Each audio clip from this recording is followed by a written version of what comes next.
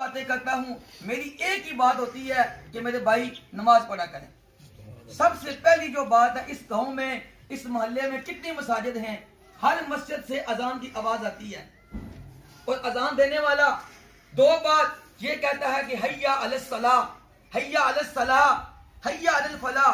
मगर बात क्या है कि हमारे कान तक यूं तक नहीं रिंगती कि जो अजान देने वाला अल्लाह के घर में एक सदा दे रहा है कि आओ फलां की तरफ, आओ नमाज की तरफ। मगर क्या बात है कि हम नमाज की तरफ नहीं जाते।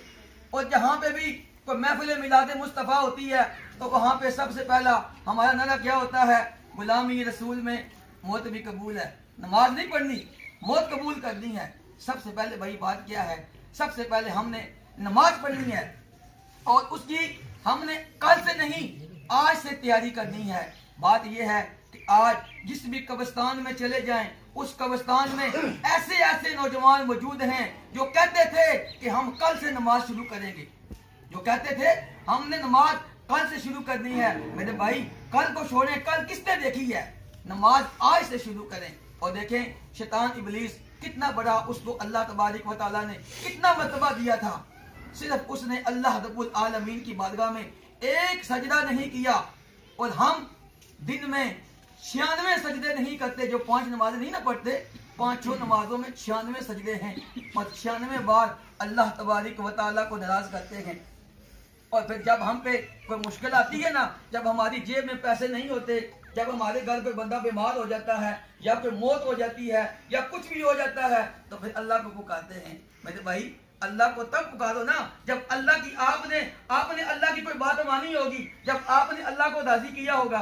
तो मेरे भाई जो नमाजें आपने जानबूझ के छोड़ दी हैं, उनको वो नमाजें आपको माफ नहीं हुई। मगर कोशिश करें कि जो 5 नमाजें आप अदा करते हैं ना, तो मस्जिद में 5-10 मिनट पहले चले जाया करें। सबसे पहले आप फजर के 2 फर्ज हैं उसको कज़ा करके पढ़ लें, जो जोर के 4 फर्ज हैं वो पढ़ लें। मगर क्या है कि जो मजा अदा नमाज में है वो कज़ा में नहीं है। मगर कज़ा क्यों करते हैं? कज़ा वो बंदा कर सकता है कि जिसको कोई मसला बन गया हो, घर में कोई माँ बीमार हो कि उसने नमाज कज़ा हो गई है, या ऐसी मुश्किल में हो कि उसने नमाज कज़ा कर दी है। तो जो आपने जानबूझ के नमाजें कज़ा की है ना, उनका तो आपको कब्र में हिसाब देना पड़ेगा। मगर वो अल्लाह रब्बुल आलमीन, वो गफूर रहीम है, वो मालिके कायनात है, वो खालिके कायनात है। मगर सिर्फ बात करने का मकसद ये है कि इस्लाह करनी चाहिए। अगर मैं नमाज पढ़ूंगा तो ये नमाज पढ़ेंगे, अगर मैं नमाज पढ़ूंगा ये वाला भाई भी नमाज पढ़ेगा। और बात क्या है कि जब बाप नमाज पढ़ेगा, माँ नमाज पढ़ेगी, तो फिर औलाद नमाज पढ़ेगी। जब माँ बाप नमाज नहीं पढ़ेंगे फिर औलाद भी नहीं पढ़ेगी। और जिस औलाद के लिए आज हम ना हलाल को देखते हैं, ना हराम को देखते हैं, ना दिन को देखते हैं, ना रात को देखते हैं, फिर वो औलाद बड़ी हो जाती है, उसकी हम शादियां कर देते हैं, फिर माँ बाप के दुनिया से जाने की बारी आ जाती है। चाहे पहले माँ मर जाए या बाप मर जाए, तो वो बेटा अपने माँ या बाप की कब्र पे मिट्टी से दूर डालता है। मगर मिट्टी डालने के बाद एक चीज आपने गौर से देखनी है, उसी माँ की कब्र पे, उसी बाप की कब्र मिट्टी डाल के ना, तो अपने हाथों को ऐसे साफ करता है। अब बाप दुनिया से चला गया है, माँ दुनिया से चली गई है, अब कब्र में माँ जाने, बाप जाने और खुदा जाने। मगर बात क्या है कि जिस औलाद को, जो औलाद या नेमत अल्लाह तबारक व तआला ने हमें और आपको दी है ना, उस औलाद की हमने इस्लाह करनी है। उसकी इस्लाह कैसे होगी? सबसे पहले हम अपनी इस्लाह करेंगे। सबसे पहले अपने गिरबान में जांचेंगे कि यार हम कौन सी नमाजें पढ़ते हैं। बात यह है कि मेरे भाई ये कितने नौजवान हैं, ये तो यहाँ पे बूढ़े भी मौजूद हैं, कितने नौजवान हैं, इनसे मैं गुजारिश करता हूँ कि मेरे भाई खुदा के लिए और कुछ ना करो, कुछ भी ना करो, सिर्फ 5 वक्त अल्लाह तबारक व तआला की बारगाह में सजदा ज़ेर हो जाओ। तो देखना कि आपकी जो भी मुश्किलात हैं, जिस वक्त तक माँ बाप मौजूद है ना, उस वक्त तक तो औलाद को कोई मुश्किलात का सामना नहीं करना पड़ता। क्योंकि एक बाप की कोशिश होती है कि मेरा जो बेटा है ये पढ़ लिख के बड़ा हो जाए और किसी ओहदे पे चला जाए। मगर जब बाप दुनिया से चला जाता है ना, और जो बाप वाली जिम्मेदारी अब बेटे पे आती है ना, तो फिर उसको पता चलता है। और जब आप नमाज में खड़े हो जाएंगे, आप देखें ना, ये जो वाक़या करबला मुहर्रम का महीना आता है, हज़रत सैयदना इमाम हुसैन रज़ियल्लाहु ताला अन्हो अभी तक वो सजदे में हैं, अभी तक वो सजदे में हैं। वो कैसे सजदे में हैं? क्योंकि आपका जो सर तन से जुदा किया ना, तो उसी वक्त आप वो सजदे की हालत में थे। याद वो नवासे रसूल हैं और दो जहानों के कायनात के ताजदार के बादशाह हैं, वो नमाज नहीं छोड़ते, तो हम क्या हैं यार? सिर्फ ये है कि हमारी जेब में मोबाइल है, अजान हो रही है, मोबाइल पे टच कर देखेंगे, मोबाइल को इस्तेमाल कर देखेंगे, सोशल मीडिया पे जब मिलाद का महीना आता है, अपने वे कपड़ों पे बैज लगाकर गुलामी रसूल में मौत भी कबूल है, सैयदी मुर्शदी या रसूल अल्लाह के नारे तो लगाते हैं, मगर नारे लगाने से मेरे भाई काम नहीं होगा।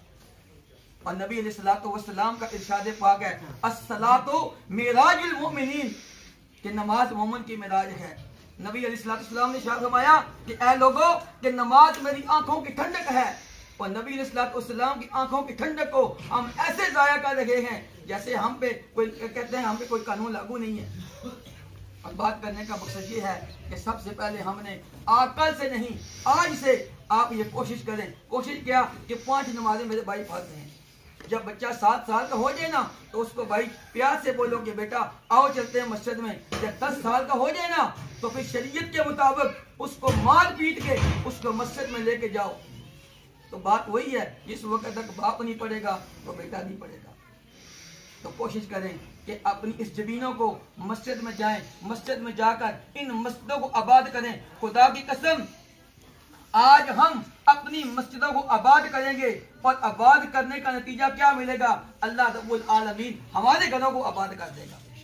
अल्लाह तबारक व तआला की बारगाह में दुआ है कि जो पढ़ा उस पर अमल करने की तौफीक अता फरमाए। अल्लाह तबारक व तआला हम सबको 5 वक्त नमाज बा जमात अदा करने की तौफीक अता फरमाए। जिस तरह हमारी मसाजिद में जब जुमा होता है ना, तो सारा पूरा मोहल्ला, गाँव जो भी होता है, शहर, कितने बंदे वहाँ पे जमा होते हैं। और ये जो कुफार आलम है ना, ये हमें शिकस्त क्यों दे रहा है? ये इसी नमाज की वजह से हमें शिकस्त दे रहा है।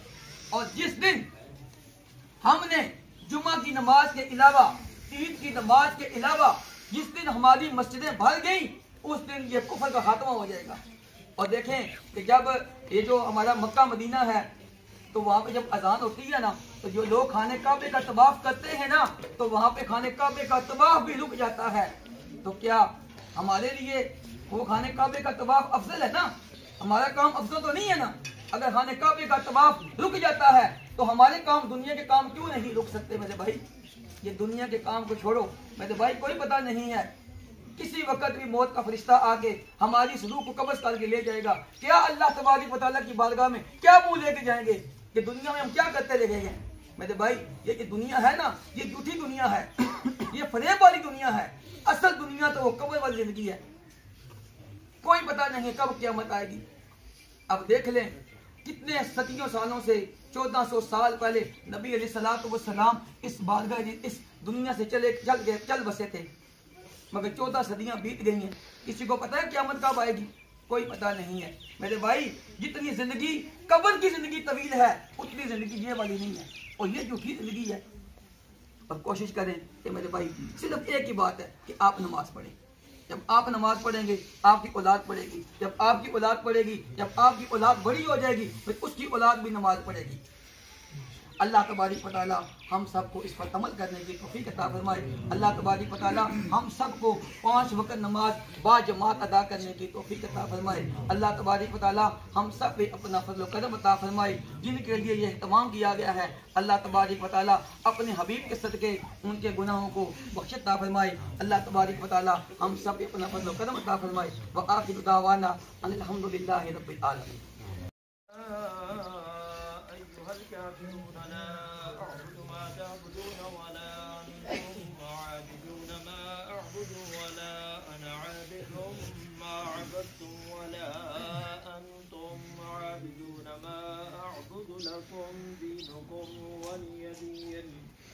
अल्लाहु अकबर वलिल्लाहिल हम्द। बिस्मिल्लाहिर रहमानिर रहीम। कुल हुवल्लाहु अहद। أحد الله الصمد لم يلد ولم يولد ولم يكن له كفوا أحد